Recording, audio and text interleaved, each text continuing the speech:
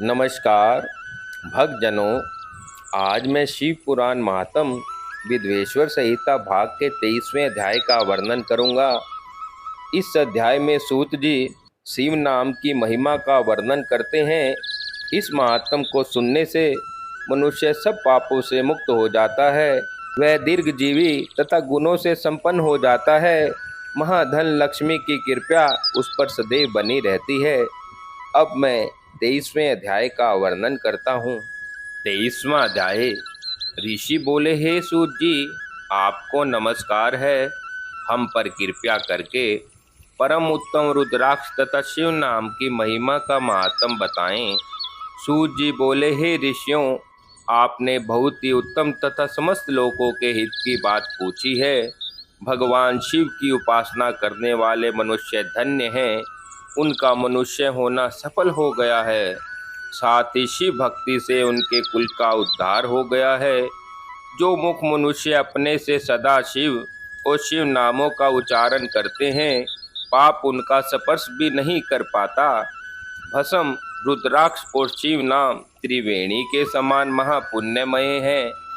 इन तीनों के निवास और दर्शन मात्र से ही त्रिवेणी के स्नान का फल प्राप्त हो जाता है। इसका निवास जिसके शरीर में होता है, उसके दर्शन से ही सभी पापों का विनाश हो जाता है। भगवान शिव का नाम गंगा है। विभूति भस्म यमुना मानी गई है तथा रुद्राक्ष को सरस्वती कहा गया है। इनकी संयुक्त त्रिवेणी समस्त पापों का नाश करने वाली है। हे श्रेष्ठ ब्राह्मणों, इनकी महिमा सिर्फ भगवान महेश्वर ही जानते हैं। यह शिव नाम अग्नि है और महापाप पर्वत है। इस अग्नि से पाप रूपी पर्वत जल जाते हैं। शिव नाम को जपने मात्र से ही पाप मूल नष्ट हो जाते हैं। जो मनुष्य इस पृथ्वी लोक में भगवान शिव के जाप में लगा रहता है, वह विद्वान, पुण्य आत्मा और वेदों का ज्ञाता है। उसके द्वारा किए गए धर्म कर्म फल देने वाले हैं। जो भी मनुष्य शिव नाम रूपी नौका पाकर भव सागर को तर जाते हैं, उनके भव रूपी पाप निस्संदेह ही नष्ट हो जाते हैं। जो पाप रूपी दावनाल से पीड़ित है, उन्हें शिव नाम रूपी अमृत का पान करना चाहिए। हे मुनीश्वरों, जिसने अनेक जन्मों तक तपस्या की है, उसे ही पापों का नाश करने वाली शिव भक्ति प्राप्त होती है।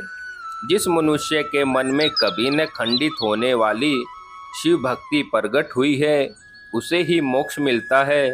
जो अनेक पाप करके भी भगवान शिव के नाम जप में आदर पूर्वक लग गया है, वह समस्त पापों से मुक्त हो जाता है। इसमें जरा भी संशय नहीं है। जिस प्रकार जंगल में दावनाल से दग्ध हुए वृक्ष भस्म हो जाते हैं, उसी प्रकार शिव नाम रूपी दावनाल से दग्ध होकर उसके सारे पाप भस्म हो जाते हैं।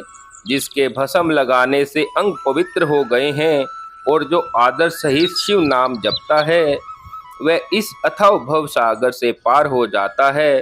संपूर्ण वेदों का अवलोकन करके महर्षियों ने शिव नाम को संसार सागर को पार करने का उपाय बताया है।